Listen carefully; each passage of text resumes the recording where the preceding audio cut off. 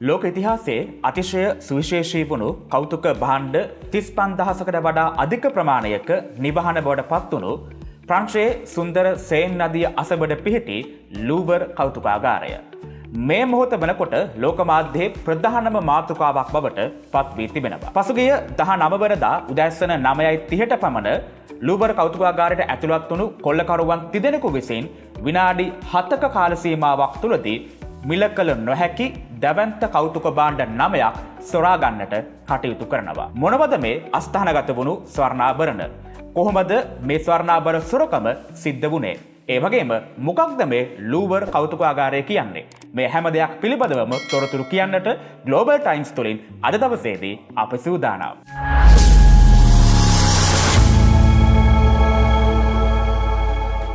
ප්‍රංශය රජකම් කරපු දෙවන ෆිලිප්ස් කියන රජතුමා තමන්ගේ පෞද්ගලික අවශ්‍යතාවයක් වෙනුවෙන් ප්‍රංශයේ සුන්දර සේන් නදිය අසබඩ අති දැවැන්ත බලකොටුවක් නිර්මාණය කරනවා.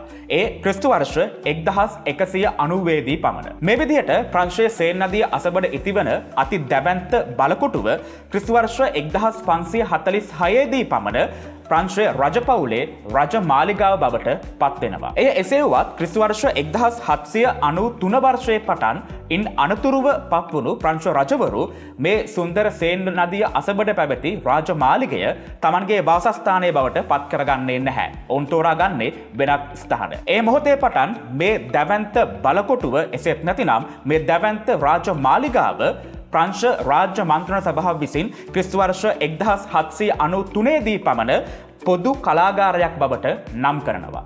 අන්න ඒ විදිහට ප්‍රංශ රාජ්‍ය මන්ත්‍රණ සභාව ක්‍රිස්තු වර්ෂ 1793 දී පොදු කලාගාරයක් බවට පත් කරන ලද ලූවර් කෞතුකාගාරයයි ඔබ මම මේ මොහොත වෙනකොට දකිමින් පවතින්නේ. ප්‍රමාණයෙන් ගත්තොත් එහෙම වර්ග මීටර් 73000කටත් වඩා වැඩි භූමි ප්‍රමාණයකින් සමන්විත මේ දැවැන්ත කෞතුකාගාරයේ ඉතිහාසයට ඉතාමත් කළු පැල්ලමක් එක් කරපු දවසක් තමයි පසුගිය 19 වෙනිදා කියන්නේ. ඒ අනුව පසුගිය 19 වෙනිදා උදෑසන 9:30ට පමණ මේ ලූවර් කෞතුකාගාරයේ සතුව පවතින මිල කළ නොහැකි 19 වන සියවසට අයත් වන අති දැවැන්ත වටිනාකමකින් යුක්ත ආභරණ කිහිපයක්ම නැති වෙනවා. ප්‍රංශ මාධ්‍ය වාර්තා කර ඇති ආකාරයට ලූවර් කෞතුකාගාරයේ පළමු මහලේ පිහිටි ඇපලෝ ගැලරියට වීදුරුවක් බිඳ ඇතුළත් වන කොල්ලකරුවන් තිදෙනෙක් තමයි මේ දැවැන්ත සොරකම සිදු කර තිබෙන්නේ.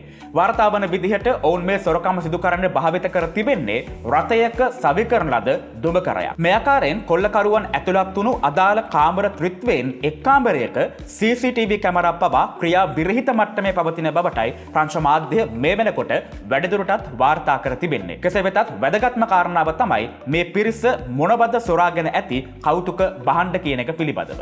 මේ වෙනකොට ප්‍රංශ මාධ්‍ය ඒ පිළිබඳ වාර්තා පළ කර තිබෙනවා. ඒ අනුව තුන්වන නැපෝලියන් අධිරාජ්‍යයාගේ බිරිඳ වුණු ඉයුජින් අධිරාජ්‍යණයට අයත් ඔටුන්නක් සහ හාරිච්චියක්, මාලි ලුවි අධිරාජ්‍යණයට අයත් මරකන මාලයක් සහ මරකන කරාබු යුගලයක්, මාරි ඇමලි රජනට සහ හොටෙන්ස් රජනට සතු වූ ඉන්ද්‍රකීල ඔටුන්නක් මාලයක් සහ තනි කරාබුවක් වගේම හාරිච්චියක් මේ විදිහට කොල්ලකරුවන් තමන්ගේ බහරයට ගෙන තිබෙනවා කියලයි ප්‍රංශ මාධ්‍ය වාර්තා කර තිබෙන්නේ. ඒ වගේම තමයි මේ කෞතුක භාණ්ඩ සොරකම හා සම්බන්ධයෙන් මේ වෙනකොට පොලිස් කණ්ඩායම් රාශියක් තොරතුරු ගවේෂණය කරමින් පැවතියත් අප මේ කතා කරමින් පවතින මොහොත වෙනකොටත් මේ කොල්ලකරුවන්ගෙන් එක් පුද්ගලයෙකු හෝ අත්අඩංගුවට ගන්නට පොලිසිය සමත් වී නැහැ. ඒ වගේම තමයි ආරංචි මාර්ග සඳහන් කරන විදිහට මේ කෞතුක භාණ්ඩ ආභරණ නිසා ඒ ආකාරයෙන්ම දෙවන පාර්ශවයකට අලෙවි කිරීම සිදු කිරීම කිසි විටකවත් කරන්නට බැරි දෙයක්.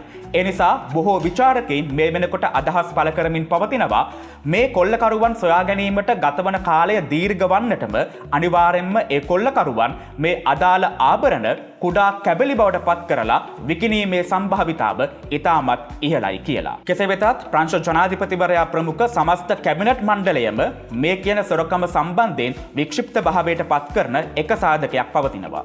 ඒ තමයි අප මේ කතා කරන මොහොත වෙනකොටත් මේ ලූවර් කෞතුකාගාරය අවට ආරක්ෂකයන් 1200ක වගේ ප්‍රමාණයක් රැකවල් කරමින් පවතින්නේ. එවැනි ආරක්ෂක රැකවල් විදිමින් තමයි මේ කොල්ලකරුවන් තිදෙනා ලූවර් කෞතුකාගාරයට ඇතුළත් වෙලා ඉතාමත් ක්ෂණයකින් මේ සොරකම සිදු කරන්නට කටයුතු කර තිබෙන්නේ. ඒ වගේම තමයි මේ සොරකම සිදු කරලා ඔවුන් පලා යාමට භාවිත කර තිබෙන්නේ ස්කූටර් යතුරු පැදි දෙකක් වීමත් ඉතාමත් විශේෂ කාරණාවක්. කෙසේ වෙතත් මෑත ඉතිහාසයේදී මේ දැවැන්ත කොල්ලකෑම් සිදුවෙන අතරවාරයේදී අපි කල්පනා කරා ප්‍රංශයේ ලූවර් කෞතුකාගාරය ඉලක්ක කරගනිමින් මීට පෙර සිදු වී ඇති අපරාධ සොරකම් මොනවද කියලා හොයලා බලන්නට. ඒ අනුව ලූවර් කෞතුකාගාරය කියපු ගමන් හැමෝටම මතක් වෙන ප්‍රධානතම කලා නිර්මාණය තමයි ලියනාඩෝ ඩා වින්චිගේ මොනාලිසා කියන ලෝක ප්‍රකට චිත්‍රය.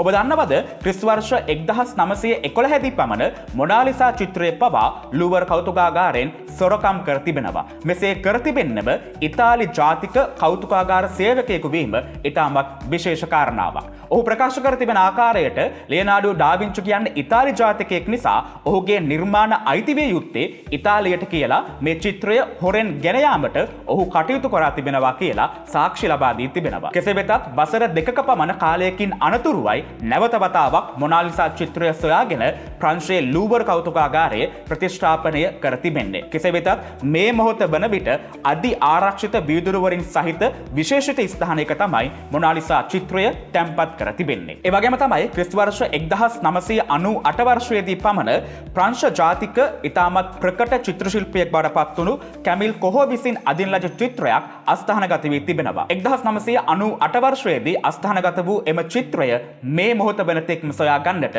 ප්‍රංශ කෞතුකාගාර මණ්ඩලය සමත් වෙලා නැහැ. කෙසේ වෙතත් මේ විදිහට මිල කළ නොහැකි කෞතුක භාණ්ඩ අස්ථානගත වීම හරහා කෞතුකාගාර පාලනාධිකාරිය විසින් ප්‍රංශ රජයෙන් නිරන්තරයෙන්ම ඉල්ලීම් කර තිබෙනවා එහි ආරක්ෂාව තහවුරු කරන ලෙසට. කෙසේ වෙතත් ප්‍රංශ ජනාධිපතිවරයා පවා එක් අවස්ථාවකදී පොරොන්දු වී තිබෙනවා මේ ලූවර් කෞතුකාගාරයේ ආරක්ෂාව තර කරන්නට. කෙසේ වෙතත් මේ වෙන විට පසුගිය 19 වෙනිදා සිදුවුණු කොල්ලය දක්වාම ඒ ආරක්ෂාව තර කිරීමේ වැඩ කටයුතු සිදු වී නැහැ. එවැනි පසුබිමක ප්‍රංශ රජයටත් මේ වෙනකොට චෝදනා එල්ල වෙමින් පවතිනවා කීවොත් එය ඉතාම නිවැරදි.